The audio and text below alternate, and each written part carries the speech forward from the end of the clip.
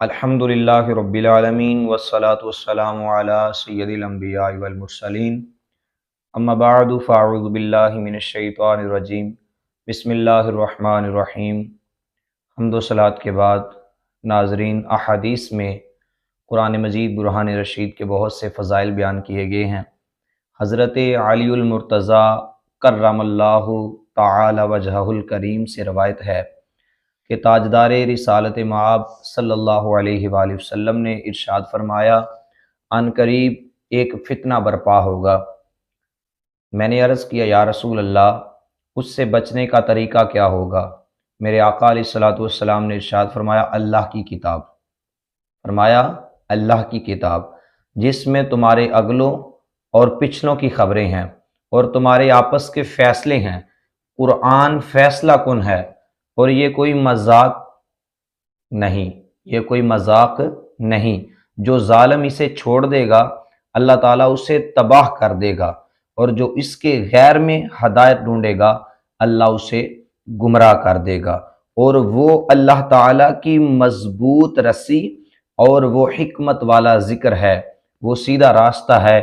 قرآن وہ ہے جس کی برکت سے خواہشات بگڑتی نہیں، اور جس کے ساتھ دوسری زبانیں مل کر اسے مشکوک نہیں بنا سکتی، جس سے علماء سیر نہیں ہوتے، جو زیادہ دہرانے سے پرانا نہیں پڑتا، جس کے عجائبات ختم نہیں ہوتے۔ اور قرآن وہ ہے کہ جب اسے جنات نے سنا تو یہ کہے بغیر نہ رہ سکے کہ ہم نے عجیب قرآن سنا، عجیب کلام سنا جو اچھائی کی رہبری کرتا ہے، تو ہم اس پر ایمان لے آئے۔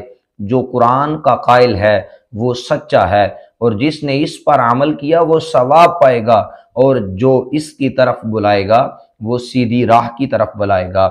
اور ایک اور حدیث مبارکہ میرے آقا علیہ الصلوۃ والسلام نے فرمایا، اللہ تعالیٰ ارشاد فرماتا ہے، جس کو قرآن نے میرے ذکر اور مجھ سے سوال کرنے سے مشغول رکھا۔ اللہ تعالیٰ فرماتا ہے کہ جس کو قرآن نے میرے ذکر اور میری ذات سے سوال کرنے میں مشغول رکھا، میں اسے اس سے بہتر دوں گا جو مانگنے والوں کو دیتا ہوں۔ اور کلام اللہ کی یعنی قرآن کریم کی فضیلت دوسرے کلاموں پر ایسے ہے جیسے اللہ کی فضیلت مخلوق پر، یعنی دوسری جو کتابیں ہیں، جتنی بھی آسمانی کتابیں نازل ہوئیں، ان پر کلام اللہ کی، قرآن مجید کی، لارائب کتاب کی فضیلت ایسے ہے جیسے اللہ تعالیٰ کی فضیلت مخلوق پر ہے۔ اللہ کی فضیلت مخلوق پر، اللہ اکبر کبیرہ، یہ تو اس کی شان ہی بہت بلند و بالا ہے۔ اور حضرت عبداللہ ابن عمر رضی اللہ تعالی عنہما سے روایت ہے کہ رسول اللہ صلی اللہ علیہ وآلہ وسلم نے ارشاد فرمایا، قیامت کے دن قرآن کو ایک شخص کی صورت عطا کی جائے گی۔ قرآن کو ایک شخص کی صورت عطا کی جائے گی، پھر اسے ایک ایسے شخص کے پاس لایا جائے گا جو قرآن کا عالم ہونے کے باوجود اس کے حکم کی مخالفت کرتا رہا۔ قرآن اس سے مخالفت کرتے ہوئے کہے گا کہ اے میرے رب، اس نے میرا علم حاصل کیا لیکن یہ بہت بڑا عالم ہے، اس نے میری حدود کی خلاف ورزی کی، میرے فرائض کو ضائع کیا، میری نافرمانی میں لگا رہا، میری اطاعت کو چھوڑ دیا۔ قرآن اس پر دلائل کے ساتھ الزامات لگاتا رہے گا، یہاں تک کہ کہا جائے گا اس کے بارے میں معاملہ تیرے سپرد ہے۔ قرآن اس کا ہاتھ پکڑ کر ایسے بندے کا جس نے قرآن کا علم بھی سیکھا اور اس پہ عمل بھی نہیں کیا، پتہ ہے سب کو کہ گناہ ہے، چوری گناہ ہے، جھوٹ گناہ ہے، یہ ساری چیزیں اس کو پتہ بھی ہے، علم بھی ہے، لیکن قرآن کی خلاف ورزی کر رہا ہے، اس کے فرائض کو جٹلا رہا ہے۔ اس کے بارے میں فرمایا کہ قرآن اس کا ہاتھ پکڑ کر لے جائے گا، یہاں تک کہ اسے جہنم میں ایک چٹان پر اوندے منہ گرا دے گا۔ پھر قرآن کو ایک ایسے نیک شخص کے پاس لایا جائے گا جو قرآن کا عالم تھا، اس کے حکم کی بجا آوری کرتا رہا۔ قرآن اس کے بارے میں کہے گا، اے میرے رب، اس نے میرا علم بھی حاصل کیا، میری نافرمانی بھی نہیں کی، میرے فرائض پر بھی عمل کرتا رہا، قرآن دلائل کے ساتھ اس کی حمایت کرتا رہے گا، پھر اسے کہا جائے گا اس کا معاملہ تیرے سپرد ہے، پھر قرآن اس کا ہاتھ پکڑ کر لے جائے گا اور اسے موٹے ریشم کا حلہ پہنائے گا، اس کے سر پر بادشاہی تاج سجائے گا اور اسے جنتی شراب کا جام بھی پلائے گا۔ سامعین محترم، میں نے آپ کے سامنے قرآن مجید برہان رشید کی 3 احادیث مبارکہ فضائل، قرآن کریم کے فضائل بیان کیے، تو آج میں یہ کام جو شروع کیا ہے درس قرآن کا، یعنی ہم انشاءاللہ قرآن کریم کی ڈیٹیل کے ساتھ ایک آیت کے بعد دوسری آیت، اسی طرح ہم آپ کے سامنے قرآن کریم کی تفاسیر بیان کرتے رہیں گے۔ اللہ تعالیٰ کی بارگاہ میں دعا ہے اللہ تبارک و تعالی، اللہ جل جلالہ ہم سب کو علم دین سیکھنے کی، سیکھ کر اس پر عمل کرنے کی توفیق عطا فرمائے۔ اور سامعین محترم کہ سورۃ الفاتحہ سے آج ہم شروع کرتے ہیں۔ اکثر علماء کے نزدیک سورۃ الفاتحہ مکہ میں نازل ہوئی، یعنی مکہ المکرمہ میں یہ سورت نازل ہوئی، اور امام مجاہد رحمۃ اللہ تعالی علیہ فرماتے ہیں کہ سورۃ الفاتحہ مدینہ منورہ میں نازل ہوئی، اور ایک قول یہ ہے کہ سورۃ الفاتحہ 2 مرتبہ نازل ہوئی، ایک مرتبہ مکہ المکرمہ میں اور دوسری مرتبہ مدینہ المنورہ میں۔ اس سورت کی ایک آیت اور 1 رکوع اور 7 آیات ہیں، اور سورۃ الفاتحہ کے اسماء، اس سورت کے متعدد نام ہیں، اور ناموں کا زیادہ ہونا اس کے شرف اور فضیلت کی دلیل ہے۔ سورۃ الفاتحہ سے قرآن پاک کی تلاوت شروع کی جاتی ہے، اسی لیے اس سورت سے قرآن پاک لکھنے کی ابتدا کی جاتی ہے، اس لیے اس کو فاتحۃ الکتاب یعنی کتاب کی ابتدا کرنے والی بھی کہتے ہیں۔ اس سورت کی ابتدا الحمدللہ سے ہوئی، اس مناسبت سے اسے سورۃ الحمد یعنی جس میں اللہ تعالیٰ کی حمد بیان کی گئی ہے، اسے سورۃ الحمد بھی کہتے ہیں۔ سورۃ الفاتحہ قرآن کریم کی اصل ہے، اسے ام القرآن اور ام الکتاب بھی کہتے ہیں، اور یہ سورت نماز کی ہر رکعت میں پڑھی جاتی ہے۔ یہ سورت 2 مرتبہ نازل ہوئی، اس وجہ سے اسے السبع المثانی یعنی بار بار پڑھی جانے والی یا 1 سے زائد مرتبہ نازل ہونے والی 7 آیتیں بھی کہا جاتا ہے۔ دین کے بنیادی امور کا جامع ہونے کی وجہ سے سورۃ الفاتحہ کو سورۃ الکنز، سورۃ الوافیہ اور سورۃ الکافیہ بھی کہتے ہیں۔ شفا کا باعث ہونے کی وجہ سے اسے سورۃ الشفا اور سورۃ الشافیہ بھی کہتے ہیں۔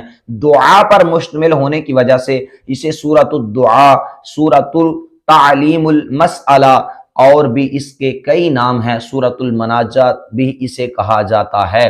یہ تھے سورۃ الفاتحہ کے اسماء مبارک جو میں نے آپ کے سامنے پیش کیے۔ اب دیکھیں سورۃ الفاتحہ کے فضائل۔ اللہ اکبر۔ حضرت ابو سعید بن معلہ رضی اللہ تعالیٰ عنہ فرماتے ہیں، میں نماز پڑھ رہا تھا، آقا کریم علیہ السلام نے مجھے بلایا لیکن میں نے جواب نہ دیا۔ جب نماز سے فارغ ہو کر بارگاہ رسالت مآب صلی اللہ علیہ وآلہ وسلم میں حاضر ہوا، عرض کی یا رسول اللہ صلی اللہ علیہ وآلہ وسلم، میں نماز پڑھ رہا تھا، میرے آقا علیہ السلام نے فرمایا کیا اللہ تعالیٰ نے یہ نہیں فرمایا کہ استجیبوا للہ وللرسول اذا دعاکم، کیا اللہ تعالیٰ کا تم نے یہ حکم نہیں سنا اللہ اور اس کے رسول بلائیں تو تم حاضر ہو جاؤ ان کی بارگاہ میں۔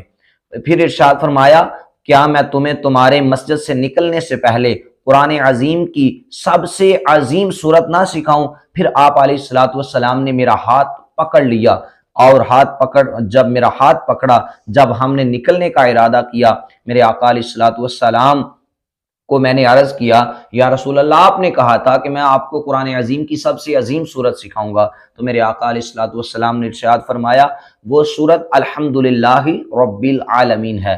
یہی وہ سورت ہے جس کے بارے میں السبع المثانی بھی کہا گیا، اور یہ مجھے عطا ہوئی۔ حضرت عبداللہ بن عباس رضی اللہ تعالیٰ عنہما فرماتے ہیں ایک فرشتہ آسمان سے نازل ہوا، سید المرسلین، قائد المرسلین، نبی مکرم شفیع اعظم صلی اللہ علیہ وآلہ وسلم کی بارگاہ میں سلام پیش کرنے کے بعد عرض کرتا ہے یا رسول اللہ آپ کو ان 2 نوروں کی بشارت ہو، آپ کو ان 2 نوروں کی بشارت ہو جو آپ سے پہلے نہ کسی نبی کو عطا کیے گئے، آپ کے علاوہ کسی نبی کو یہ نور 2 نہیں عطا کیے گئے۔ سامعین کون سے نور ہیں وہ 2؟ وہ دو نور یہ ہیں، فرمایا ایک سورۃ الفاتحہ اور دوسری سورۃ البقرہ کی آخری آیات، یعنی پتہ چلتا ہے اتنا بڑا نور، اللہ اکبر کبیرہ، یہ امت کے لیے بہت بڑا تحفہ ہے سورۃ الفاتحہ۔ جو بندہ قرآن کریم کی تلاوت کرتا ہے اللہ تبارک و تعالی اس بندے سے پریشانیاں دور فرما دیتا ہے۔ حضرت ابی بن کعب رضی اللہ تعالیٰ عنہ سے روایت ہے کہ حضور پر نور، نبی اکرم نور مجسم صلی اللہ علیہ وآلہ وسلم نے ارشاد فرمایا، اللہ تعالیٰ نے توریت اور انجیل میں ام القرآن کی مثل کوئی سورت نازل نہیں فرمائی، یعنی ام القرآن سورۃ الفاتحہ کو کہتے ہیں۔ جتنی آسمانی کتابیں نازل ہوئیں سورۃ الفاتحہ کی مثل اس میں کوئی سورت بھی نہیں نازل کی۔ حضرت عبد الملک بن عمیر رضی اللہ تعالی عنہ سے روایت ہے کہ نبی پاک صلی اللہ علیہ وآلہ وسلم نے ارشاد فرمایا کہ سورۃ الفاتحہ ہر مرض کی شفا ہے۔ ناظرین، آج ہم نے سورۃ الفاتحہ کا مقام نزول اور اس کے چاند اسماء مبارک، اس کے فضائل، ہم نے فضائل سے آگاہی حاصل کی، اور انشاءاللہ کل ہم سورۃ الفاتحہ کے مضامین اور اس کے چند شرعی مسائل کے بارے میں جانیں گے۔ تو سامعین محترم، نیک کام میں ہمارا ساتھ دیجئے، خود بھی درس قرآن میں تشریف لایا کریں اور خود بھی سنیں، لوگوں تک بھی پہنچائیں، کیونکہ ایک بندے جس نے اللہ رب العزت کا فرمان سن کر اسی طرح آگے لوگوں کو پہنچا دیا تو اللہ تبارک و تعالی اس بندے کو بھی اتنا ہی ثواب عطا فرمائے گا جتنا سنانے والے کو ثواب ہے۔ یعنی نیکی میں حصہ لیجئے اور اس کار خیر میں ہماری مدد بھی کیجئے، ہماری زیادہ سے زیادہ ویڈیو کو شیئر کریں، اور انشاءاللہ کل اللہ تبارک و تعالی نے چاہا تو ہم سورۃ الفاتحہ کے مضامین اور چند شرعی مسائل کے بارے میں آگاہی حاصل کریں گے۔ اور سامعین محترم، کوشش کریں کہ جتنے بھی بھائی ہیں، جو بات آپ لوگوں تک پہنچے اس پر عمل کیجئے، اور اللہ تبارک و تعالیٰ کی بارگاہ میں دعا ہے کہ حق تبارک و تعالیٰ رب کعبہ ہمیں سمجھنے کا فہم عطا فرمائے۔ وآخر دعوانا ان الحمدللہ۔